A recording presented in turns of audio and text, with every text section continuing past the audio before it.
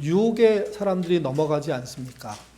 그럴 때 유혹에 넘어가는 사람들이 지켜보면서 에이, 저 정도야? 뭐 이런 얘기들을 너무도 쉽게 합니다.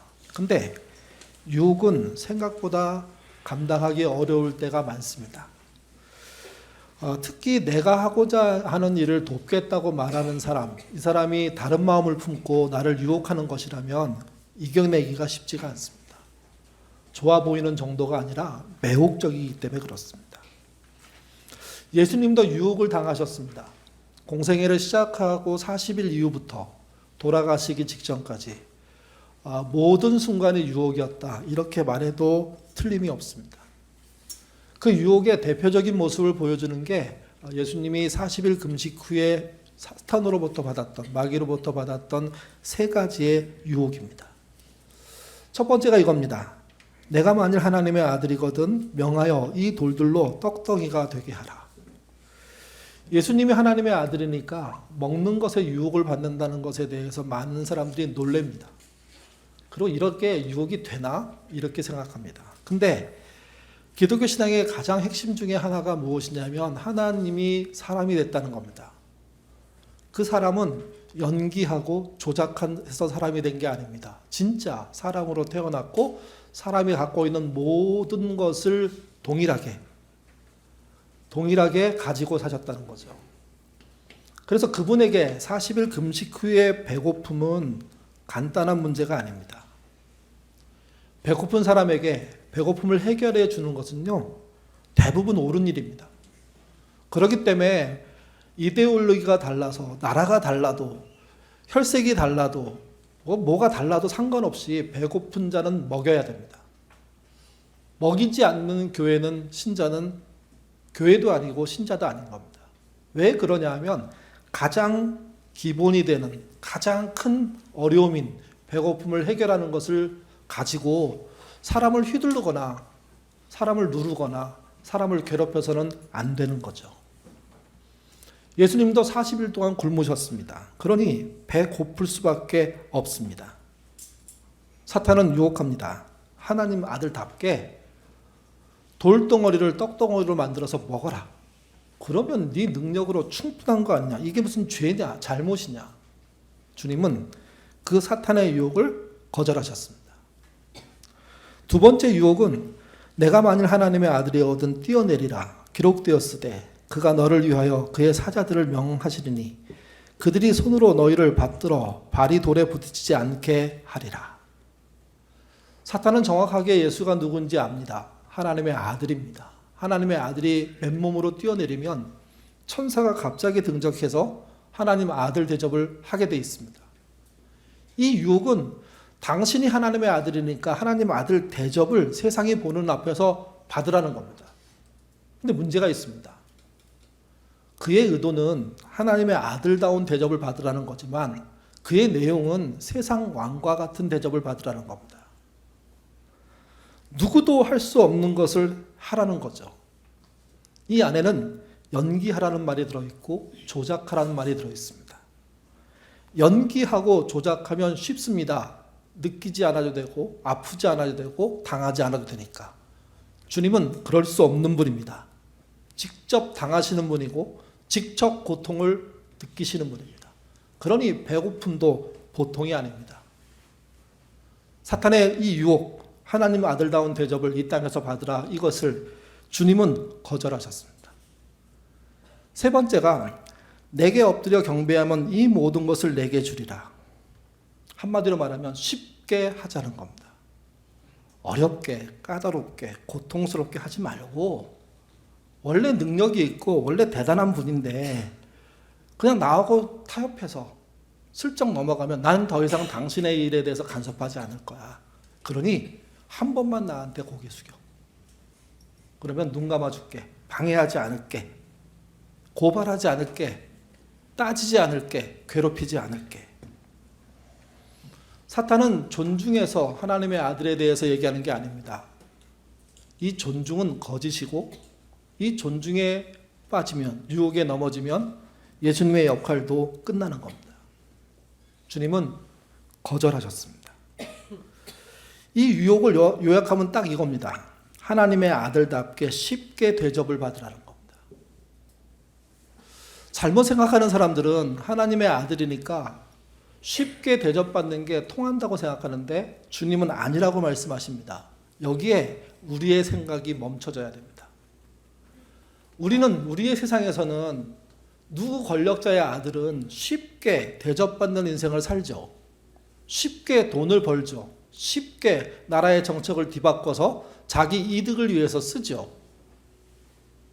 그걸 보면서도 괜찮네? 이렇게 생각하는 게 틀린 겁니다. 주님은 주님께 허락된 방식과 주님께 허락된 내용이 아니면 그 길로 갈 수 없다고 하셨습니다. 그래서 사탄의 유혹은 집요했고 그 집요한 유혹을 단번에 끊어내신 겁니다. 우리도 그래야 됩니다. 뭐로 가도 서울만 가면 된다는 말이 있습니다. 이게 세상의 방법이고요. 사탄의 방법입니다. 주님은 뭐로 가실 수가 없습니다. 주님의 백성도 뭐로 가서는 안 됩니다. 사탄이 도와주는 말을 할 때 예수님은 어떻게 하셨습니까? 단번에 거절하셨습니다. 우리도 그래야 됩니다. 목적이 옳다고 악한 방법을 사용할 수 있느냐? 이런 질문에 우리가 봉착할 수 있는데 그때 절대 타협은 안 됩니다. 악한 방법으로 좋은 목적을 이루는 것은 나쁜 목적을 이룬 것과 똑같습니다. 오히려 더 나쁜 겁니다. 목적이 옳으면 방법도 옳아야 되고 방법이 옳고 목적이 옳아야지 그 이루어진 것을 하나님이 인정하시는 겁니다. 여기엔 타협할 수 없습니다. 문제는 우리는 이런 문제에 대해서 너무 쉽게 그 유혹에 넘어가고 넘어진다는 겁니다. 여러분의 지난 인생들을 생각해 볼 때 여러분을 가장 많이 유혹한 존재가 누굽니까? 가장 많이 여러분을 유혹해서 넘어뜨리는 존재가 누굽니까? 많은 사람들이 나 바깥에 어느 누구라고 생각해요. 그렇지 않습니다. 자기 자신을 유혹하는 가장 번번이 유혹하는 존재는 누구냐? 자기 자신입니다. 자기 자신이 좋은 목적을 갖다 놓고도 슬쩍 악한 방법을 사용하게 움직이는 거죠. 그리고 그 일이 이루어지면 좋은 목적으로 둔갑시키려고 합니다. 그게 우리가 갖고 있는 유혹의 대표인 거죠. 악과 부정 앞에 눈을 감으면서 나는 다른 사람과 다르다고 말할 수 없습니다. 납품 업체에 뇌물을 받으면서 선물이라고 포장할 수 없는 겁니다. 뇌물을 받아서 동료들 직원들과 나눠 썼으니까 이건 괜찮다고 말할 수가 없습니다. 불법을 함께 저지르고 안전하다고 말하는 사회, 그게 병든 사회입니다. 예수는 그거를 거절하신 겁니다. 목적도 옳지만 방법도 옳아야 되는 거죠. 정치인들이 표를 얻기 위해서 자주 우리의 욕망을 건듭니다. 나를 뽑으면 집값이 오른다는 거죠. 경제가 살아난다는 거죠. 경제를 살리는 지도자가 필요합니다. 정치인이 필요합니다. 우리의 삶이 평안해지는 거 필요합니다. 근데 그들이 말할 때 공평과 정직함으로 그런 걸 이루자고 말하지 않고 편법으로, 불법으로, 심지어 악법으로 그걸 이기겠다고 얘기하는데 우리들은 스스로 자유합니다. 내가 하는 거 아니니까. 그들에 의해서 되는 거니까. 그래서 나는 이득은 내 문제가 아니야. 여러분, 나의 욕망을 충족시키기 위한 정치인들이 나섰을 때 그 정치인을 거부하는 게 신앙입니다. 표를 안 주는 게 신앙입니다. 이거는 이데올로기의 문제가 아니고 진보 보수의 문제가 아닙니다. 목적도 옳다면 방법도 옳은 사람을 찾으려고 해야 되고 그게 없다면 차선을, 그게 아니라면 차선의 차선을 찾아가는 방식으로 일을 하는 게 우리들입니다. 우리가 이 유혹에 너무 쉽게 넘어지면서 우리 지역에 무언가를 잘해주겠다는 사람을 덥석 뽑아놓고 그가 만든 덫에 걸려서 훨씬 더 고통받을 이런 상황을 만드는 것, 이게 잘못된 것이고 유혹에 넘어진 것이고 신앙적이지 않은 거죠. 예수님은 요한복음 6장에서 오병이어의 기적을 베푸셨습니다. 그 기적을 본 사람들이 전에 설교할 때 말씀드렸지만 뭘 요구합니까? 날마다 오병이어. 옛날 출애굽 때 광야에서 날마다 만나 아니었냐고, 날마다 메추라기 아니었냐고, 단 하루도 한 끼도 하나님이 주시지 않은 것을 먹지 않은 그 은혜를 누렸는데 지금 그거를 달라는 거죠. 주님은 그럴 의도가 없었습니다. 그런 움직임이 위험하다고 생각하셨습니다. 그래서 제자들에게 배를 타고 가버나움으로 돌아가라고 했습니다. 이 말을 했던 그 당시는요, 낮에 산 위에 있는 찬바람과 그 다음에 물 위에 있는 그 뜨거운 바람이 저녁에 호수 위에서 만나서 폭풍이 일 때입니다. 제자들이 그 당시에 그 갈릴리 호수의 어부들 아니었습니까? 그 상황적으로 그냥 통밥으로만 봐도 가다가 뭔 일 생길 수 있는데 하는 위협이 느껴짐에도 불구하고 주님이 급하게 떠나라고 하니까 두말 하지 않고 떠났던 겁니다. 그들이 가다가 폭풍을 만납니다. 10시간, 서너 시간이면 갈 길인데 10시간 넘게 움직여도 해결이 되지 않습니다. 그때 주님이 저 건너편에서 물을 밟고 오지 않습니까? 폭풍을 밟고 오시지 않습니까? 그리고 그들에게 보여줍니다. 주님은 오병이어의 사건만 보여주시는 분이 아니라 천지를 창조하신 하나님이라고. 제자들은 새로운 깨달음을 얻었습니다. 죽을 위기를 주님 때문에 해결받습니다. 그리고 가버나움으로 들어가죠. 가버나움에 들어가신 주님께서는 요한복음에서 가장 큰 논쟁의 이야기를 시작하십니다. 그게 뭐냐면 내가 하늘로부터 내려온 생명의 떡이다. 설교 제목으로 따지면 하늘에서 내려온 밥이다. 이런 얘기를 시작하는 거죠. 동네 사람들, 고향 사람들은 아니 네가 무슨 하늘에서 내려온 밥이야. 목수의 아들 아니야? 마리아의 아들 아니야? 하면서 논쟁이 붙습니다. 이 논쟁 끄트머리가 무엇인지 오늘 본문이 보여줍니다. 요한복음 6장부터 요한복음 7장은 바로 다음 날 또는 며칠 후에 벌어진 일이 아니고요. 6개월의 시간차가 있습니다. 6장은 6월절 관련된 사건이고요. 7장은 그 초막절 관련된 사건입니다. 그 사이의 기간은 6개월입니다. 이때 그 6장의 사건 이후에 어떤 일이 있었으며 어떻게 전개된지를 설명해 줍니다. 7장 1절부터 2절 말씀 같이 읽겠습니다. 그 후에 예수께서 갈릴리에서 다니시고 유대에서 다니려 아니하심은 유대인들이 죽이려 함이라. 유대인의 명절인 초막절이 가까우니라. 예수님의 공생의 그 삶 속에 곳곳에 복병처럼 숨어 있는 것이 유혹이라면 또 한 가지 숨어 있는 게 있는데 살해의 위협입니다. 끊임없이 첩자들이 붙어서 예수님의 행적을 체크하고 중앙에 보고합니다. 그 보고를 통해서 틈이 나면 죽일 수 있으면 죽여라 하는 지시들이 끊임없이 쏟아집니다. 그 죽음에 대한 이야기가 7장 말고 앞쪽으로 가면 베데스다 연못 사건에서도 나타납니다. 안식일 날 38년 된 병자를 주님이 고치셨습니다. 그러자 그것을 본 예루살렘 성에 살고 있는 유대인들, 주류들이 예수님을 가만히 두지 않습니다. 잡아서 죽이려고 합니다. 주님은 피하셨습니다. 그런 것처럼 7장에서도 동일한 일들이 벌어지고 있는 겁니다. 오병이어를 베푸시고 무리를 걸어서 가버나움으로 오신 그분, 그 능력과 권능 앞에 사람들이 환호하고 열광하자 그 열광의 진위가 뭔지를 파악해보고 그리고 우리 편이면 살려주려고 했는데 우리 편이 아니었던 거죠. 유대인 편이 아니셨습니다. 그러자 그들은 죽이려고 합니다. 주님은 끊임없는 살해 위협 속에 사셨습니다. 2절에 보시면 초막절이 다가온다고 얘기합니다. 초막절은 크게 두 가지 이유로 이스라엘이 지키는 명절입니다. 첫 번째는 광야에서 초막을 짓고 살았는데 그때 주님이 그 초막 중앙에 계셨습니다. 성막으로. 성막에 인도하신 주님이 초막을 짓고 사는 모두를 관장하고 사랑하고 보호하고 이끌어 주셨습니다. 그래서 초막절을 지킵니다. 또 한 가지는 가나안 정착 후에 농사를 짓지 않았습니까? 이때가 추수한절 때입니다. 그래서 초막절은 추수감사절이기도 합니다. 유대인들은 유월절보다는 못하지만 이때 예루살렘 순례를 하기도 했습니다. 예수님에게 초막절이 다가왔으니 살해의 위협을 피해서 중앙으로 올라가라고 하는 얘기가 시작되는 겁니다. 3절, 4절 말씀 읽겠습니다. 그 형제들이 예수께 이르되 당신이 행하는 일을 제자들을 보고 여기를 떠나 유대로 가소서. 스스로 나타내기를 구하면서 묻혀서 일하는 사람이 없나니 이 일을 행하를 하거든 자신을 세상에 나타내소서.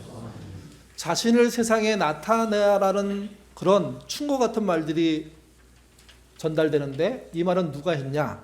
그의 형제들이 했습니다. 예수님의 동생들을 말하는 겁니다. 동생들이 이 말을 했던 이유는 크게 두 가지로 추측할 수 있습니다. 하나는 이겁니다. 계속적인 위협을 그들도 당하고 있었다는 겁니다. 유대도 그렇지만 우리도 그렇고 가족주의가 발달한 사회에서 가족 중에 누가 살해 위협을 당하는 것은 가족 모두가 위협을 당하는 겁니다. 그러니 형제들 입장에서 형이 위협받고 있으니 또 자기들도 위태하다는 것을 알고 있는 거죠. 형을 제거하지 못하면 아니면 이게 자기들에게 떨어질 수 있는 문제로 알았기 때문에 형 보고 피하라고. 물론 다른 성경에서는요, 형을 미쳤다고 얘기하는 대목의 이야기들이 있죠. 제정신이 아니라고. 아마 어쩌면 그것은 지금의 어려움을 모면하기 위해서 생각해낸 방법일 수도 있습니다. 어쨌든 동생들이 이 이야기를 한 이유는 첫 번째가 그겁니다. 자신들도 이 위협 속에 있었기 때문입니다. 형이 당하면 안 되고 또 본인들이 당하면 안 되니까 형 보고 예루살렘으로 올라가서 활동하라고 얘기한 거죠. 또 한 가지는 기대가 있을 수도 있습니다. 예수님이 유대로 올라가서 자기의 능력을 펼쳐버리면 그러면 이길 수도 있다는 계산이 동생들 안에 생긴 겁니다. 이기면, 그래서 세상의 왕이 되면 그러면 자신들은 뭐가 됩니까? 그로 인해서 생길 이득에 대한 생각들을 한 동생들이 살해 위협 피해서 올라가라고 얘기한 거라는 거죠. 사람들이 이렇게 추측하지만 근데 성경은요 전혀 다른 얘기를 합니다. 5절 말씀 그 이유를 밝혀주는데 읽어보겠습니다. 이는 그 형제들까지도 예수를 믿지 않으며 예수님이 아신 것이고 요한복음의 저자인 사도 요한이 알고 있는 겁니다. 예수님으로부터 들었다고 얘기할 수 있습니다. 형제들이 형 지금 위험하니까 예루살렘으로 피해 그렇게 얘기했다고 하더라도 그것은 동생들이 형을 믿었기 때문이 아니라 여전히 믿음 없는 상태에서 머리를 굴리고 있는 거라는 거죠. 여러분 이게 유혹입니다.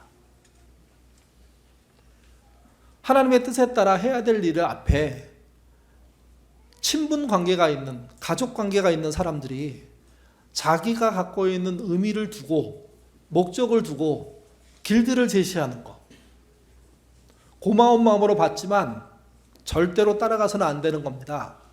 그 유혹을 이기는 게 우리에게 필요한 거죠. 주님은요 거절하셨습니다. 그렇게 할 수 없다는 거죠. 이게 동생들의 유혹은요 사실 마태복음 4장에 나와 있는 사탄의 유혹과 너무 닮아 있습니다. 여러분 착각하지 마십시오. 사탄만 유혹하는 게 아니라 우리도 남을 유혹합니다. 그리고 말합니다. 뭐로 가도 서울만 가면 된다고. 여러분 뭐로 가도 서울만 가면 된다는 식의 신앙이 있다는 것 자체가 문제입니다. 신자는 뭐로 갈 수가 없습니다. 서울이라는 게 좋은 목표라고 하더라도 서울과는 뭐로 가지 않는 제대로 된 방법들을 찾는 게 신자인데 결과만 중요시하는 그 분위기가 교회 내에 있는 거죠. 방법에 대해서는 얘기하지 않는 게 과정에 대해서는 말하지 않는 게 우리 안에 있는 거죠. 돈을 벌었어? 어떻게 벌었는데? 이게 교회가 물어볼 겁니다. 돈을 벌었어? 잘했네. 번 과정에 대한 얘기를 못하면 교회가 아닙니다. 돈을 벌 때 정직하게 성실하게 벌려고 노력한 그 흔적들이 존재해야죠. 우리 교우들 중에 집을 마련하고자 평생을 수고하는 분들이 있습니다. 그 집에 신방하고 그분들과 대화할 때마다 공통으로 하는 얘기가 있습니다. 도대체 이 땅에서 집을 사는 사람들은 어떻게 산 거야? 부부가 365일 일하면서 정말 성실하게 돈을 모음에도 불구하고 30평짜리 아파트 하나 마련하는데 3, 40년이 걸리는데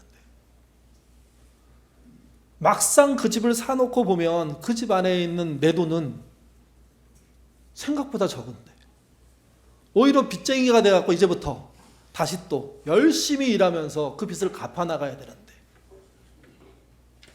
여러분 정직하게 돈을 벌고 집을 사는 문제 쪽으로 가는 이 과정이 왜 중요한지 이 이야기를 통해서 들으셔야 됩니다. 뭐로 가도 서울 가는 게 아닙니다. 행복을 위장한 적신호가 있다고 말씀드리지 않았습니까? 쉽게 행복을 얻고 그걸 막 누리는데 그 누림은 오히려 그 사람이 병들도록 한다는 겁니다. 그래서 행복 넘어서 영생을 못 보게 합니다. 행복 넘어서 하나님 나라를 못 보게 합니다. 내 행복에 취해서, 나의 복지에 취해서 더 이상 못 간 거, 그거는 유혹에 빠져 있는 겁니다. 사탄의 유혹이든 예수님의 형제들의 유혹이든 내가 스스로 만들어낸 유혹이든 상관없이 그 유혹은요, 진짜 목표를 향해서 못 가게 합니다. 우리를 넘어뜨립니다. 동생들의 유혹에 대해서 예수님은 어떤 답변을 하셨을까요? 6절부터 8절 말씀 같이 읽겠습니다. 예수께서 이르시되 내 때는 아직 이르지 아니하였거니와 너희 때는 늘 준비되어 있느니라. 세상이 너희를 미워하지 아니하되 나를 미워하나니 이는 내가 세상의 일을 악하다고 증언합니다. 너희는 명절에 올라가라. 내가 아직 하지 못하였으니 나는 이 명절에 아직 올라가지 아니하리라. 주님은 동생들의 그 유혹을 거절하셨습니다. 걱정도 들어있고 기대도 들어있는 그 유혹을 뿌리치는 건 쉽지 않습니다. 왜? 동생들이 실망하는 거기 때문에. 근데 아닌 건 아니라고 했습니다. 그리고 한 가지 얘기를 하셨습니다. 때가 되지 않았다고요. 이 때는 하나님의 뜻이 이루어지는 때를 말하는데 시간만 말하는 게 아닙니다. 방법도 말하는 겁니다. 방법을 제대로 거쳐서 하나님의 때에 그 일이 일어나는 거죠. 뭐로 가도 서울로 간다는 말에 뭐로는요, 모서리란 뜻입니다. 모서리가 아닌, 테두리가 아닌 중앙으로 힘들지만 뚫고 가야 될 길이 있는데 그 길을 피하고 힘들지 않는 주변으로 돌아서 간다는 뜻입니다.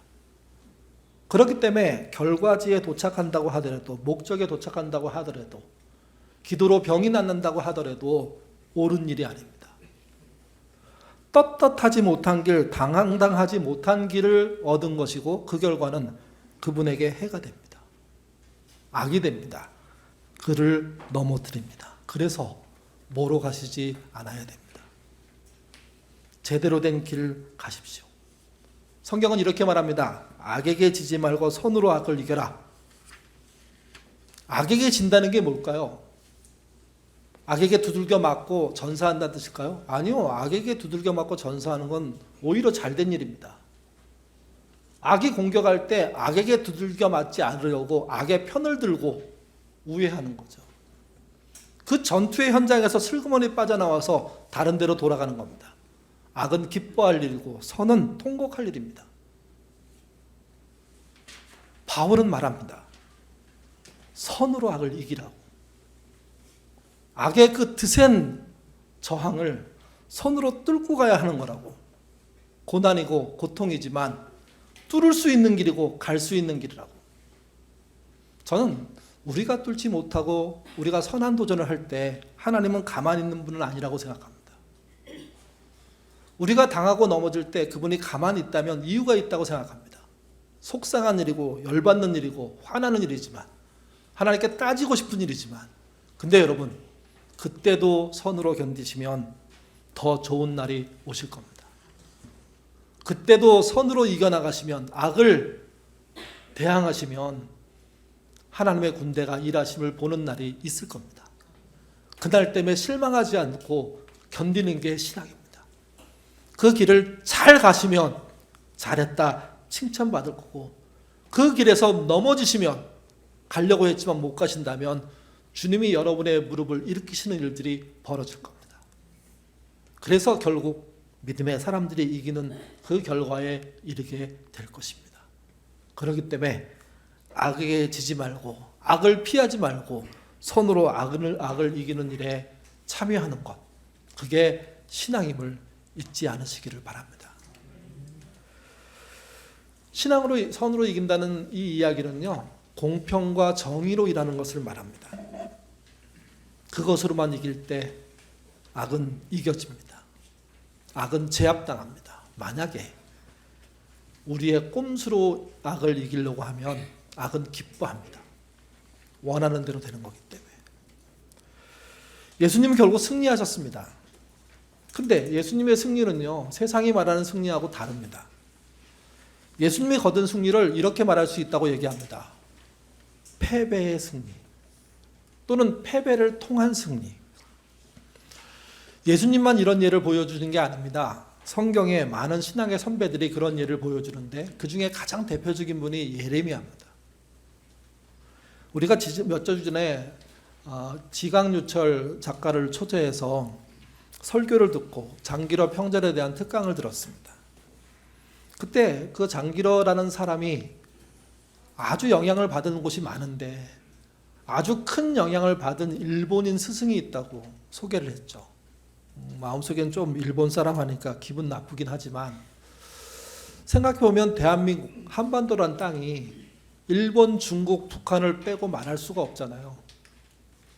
여러분, 일본에 참 좋은 신앙인들, 중국에 정말 괜찮은 신앙인들, 북한에 그런 신앙인들이 있다면 우리는 존중하고 존경해야 됩니다.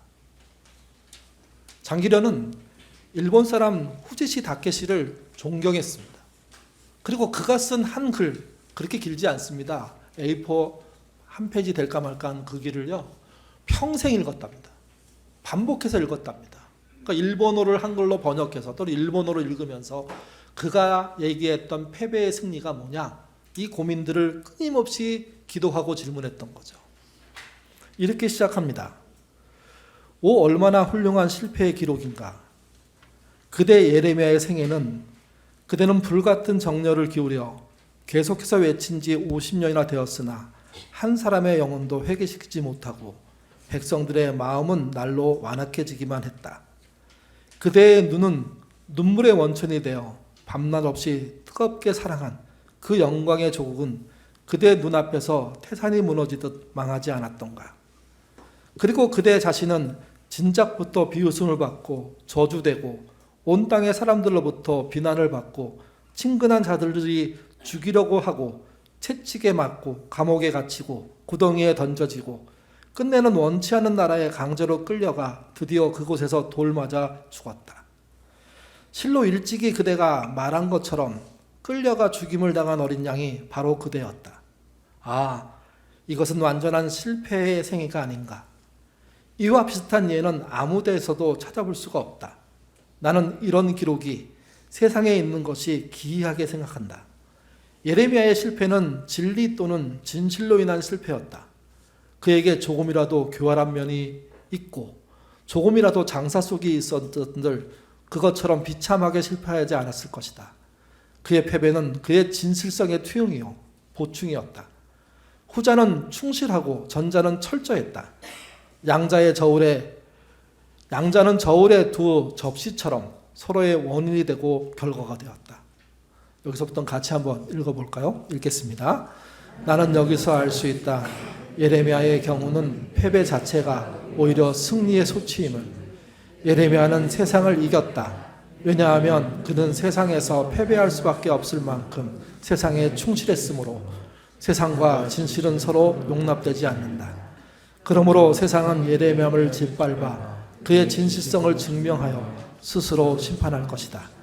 승리는 패배에 있다. 마치 생명이 죽음에 있고 자유가 복종에 있는 것처럼 죽음을 혐오하고 복종을 부끄럽게 여기고 패배를 배척하는 현대인에게 무슨 생명과 무슨 자유가 있겠는가. 모든 사업에 의해 생애를 평가하고 그대들을 예레미야 앞에서 조금 더 얼굴을 붉히지 않는가. 예레미야만 그랬다면 좀 다른 생각을 할 수 있는데 예수님도 그랬습니다. 십자가 패배 아닙니까? 근데 그 십자가가 인류의 구원 아닙니까? 패배의 승리입니다. 교회의 승리도 그래야 됩니다. 자본의 승리, 숫자의 승리, 조직의 승리, 기독교인들 중에 있는 정치인, 경제인들의 승리가 돼서는 절대로 안 됩니다. 그건 교회가 망한 겁니다. 교회가 주의 십자가를 쫓아가다가 그래서 넘어지고 쓰러지고 다치더라도 교회는 그 길을 묵묵히 감으로 말미암아 세상은 패배했다고 하는데 승리한 자로 등장하게 되는 그 역전의 이야기들을 갖고 있는 사람들입니다. 신자도 동일합니다. 신자가 뭐로 가도 서울로 간다는 사고 속에 빠져버리면 그래서 안 되는 겁니다. 목표만 좋고 과정은 엉망이라면 그래서 안 되는 겁니다. 뭐로 가도 서울만 가면 안 된다는 건 우리에게 진리처럼 남아야 됩니다. 된다가 아니라 안 된답니다. 뭐로 못 가서 망한다면 망합시다. 그렇게 격려하고 그렇게 견디고 그래서 망한 사람들을 품는 게 교회가 돼야 됩니다. 그 망한 자들이 다시 일어서면서 다시 합시다. 공평과 정의라는 선의의 방법으로 악을 싸워서 이기는 그 일에 우리가 해내야 됩니다. 정신만이 아닙니다. 가치만이 아닙니다. 일상에서 그래야 됩니다.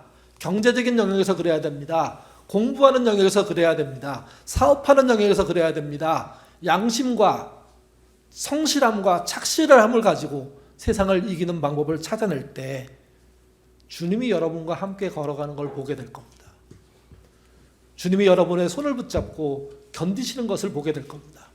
그렇게 이겨야지 교회이지, 그렇게 이기지 못하면 교회도 신자도 아니라는 겁니다.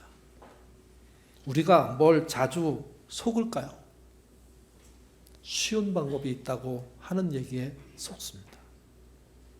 쉬운 방법은 없습니다. 선으로 악을 이기는 방법만이 있을 뿐입니다. 선은 공평과 정의입니다. 공평과 정의로 선하게 움직이시면 힘든 일이 있겠지만 주님은 그 힘든 일을 걸어가시는 여러분과 함께 하실 겁니다. 그래서 이기게 될 겁니다. 예수님은 그래서 동생들의 그 유혹을 따라가지 않으셨습니다. 하나님의 때를 기다리는 방식으로 혼자 숨어 지내던 그 어려운 시간들을 견디신 겁니다. 제자들은 그 스승을 그렇게 믿고 쫓았습니다. 우리도 그 제자들처럼 삽시다. 그래서 그분이 영광스러운 나라의 일을 이루실 때 어디 멀리 떠나서 퍼짓거리하지 않고 주변 어디에서 힘들지만 견디는 그런 모습으로 이겨내시기를 바랍니다. 예인교회도 그런 교회 되도록 만들어 갑시다. 기도하겠습니다. 우리는 자주 속습니다. 내가 옳다고. 우리는 너무 자주 나를 속입니다. 내 방법이 틀리지 않다고. 내 방법이 성경에서 온 것처럼 말하지만 세상에서 올 때가 너무도 많습니다. 남들도 다 그렇게 해. 그러니 잘못된 거 아니야. 세상에서 살려면 그 정도의 부정은 있어야 돼. 그거 다 눈 감아줄 수 있어. 이렇게 우리는 병들었습니다. 이렇게 우리는 무너졌습니다. 한국교회가 몇몇의 목사들에 의해서는 무너졌다고 얘기하지만 과연 그럴까 하고 질문을 던지면 그 목사들 못지않게 우리들도 망하는 일에 일조했다는 것을 알 수밖에 없습니다. 물론 덜 했고 물론 자제했고 그렇게 교회까지 욕망의 구렁텅이로 만들진 않았지만 그런 빌미를 제공한 게 우리가 아닌지 돌아보는 신자 될 수 있도록 하나님 인도하여 주옵소서. 누군가의 죄를 뒤집어 씌우고 난 다음에 내가 평안해지는 게 과연 옳은 신앙인지 보게 하옵소서. 뭐로 가도 서울만 갈 수만 있다면 할 수 있다고 생각했던 그 사고가 성경적이지 않다는 사실을 시간 마음에 새기게 하시고 그 유혹 이기는 신자 되도록 인도하여 주옵소서. 그런 일을 이기고자 도전하는 우리 교우들을 외면치 않는 교우들이 되기를 원합니다. 같이 붙잡고 견디고 이기게 하옵소서. 화재로 인해서 큰 어려움 당한 우리 교우가 있습니다. 기도해 준 것만으로 끝나는 것이 아니라 어떻게 일어날지에 대한 고민을 우리도 하게 하옵소서. 그래서 그가 씩씩하게 일어나고 그 일어나는데 교회가 우리가 내가 어떤 역할을 하고 그리고 그 결과 때문에 감사하고 그가 회복될 때 하나님이 하셨구나 하고 얘기하는 그런 신자 되도록 인도하여 주시옵소서. 나를 가장 많이 유혹하는 존재가 나 자신이라는 사실을 잊지 않게 하옵소서. 외부에 유혹 요인이 있다고 하더라도 내가 견디면 그 유혹은 나를 넘어뜨리지 못합니다. 근데 그 유혹에 또한 내가 나를 유혹해서 나를 넘어뜨리게 하는 건 아닌지 살펴보게 하시고 나를 유혹하는 나 자신을 책망할 줄 아는, 회개하는, 돌이키는 그런 날 되도록 주님 이끌어 주시옵소서. 감사하며 예수님 이름으로 기도드립니다. 아멘.